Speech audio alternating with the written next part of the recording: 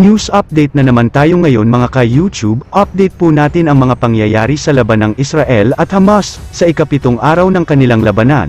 Hindi nagpawla ng missiles ang Israel kundi nagbigay sila ultimatum na babala sa lahat ng naninirahan sa Hamas na tinatayang aabot sa mahigit 1 milyong mamamayan.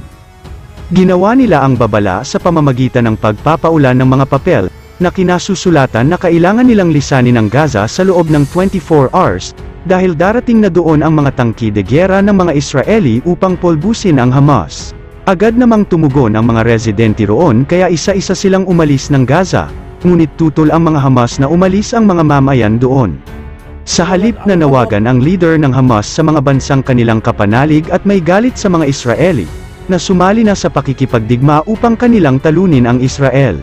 Sa ngayon, mukhang nagkakatensyon na nga sa pagitan ng Israel at Lebanon.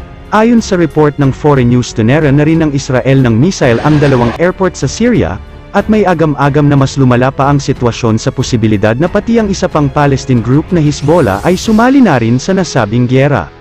Matatandaan nakipagpulong ang leader ng Hezbollah sa foreign minister ng Iran na hinihinalang nasa likod ng pag-atake ng Hamas sa Israel.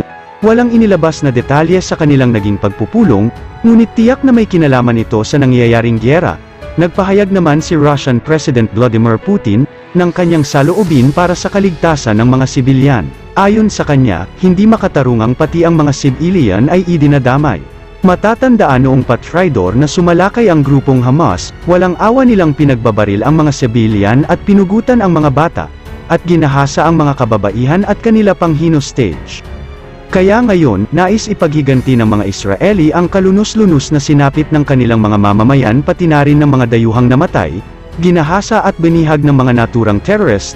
Nais ng mga Israeli na burahin ang grupo ng mga Hamas. Para po sa inyo mga ka-YouTube, tama lang ba na gawin ito ng mga Israeli? Comment po kayo.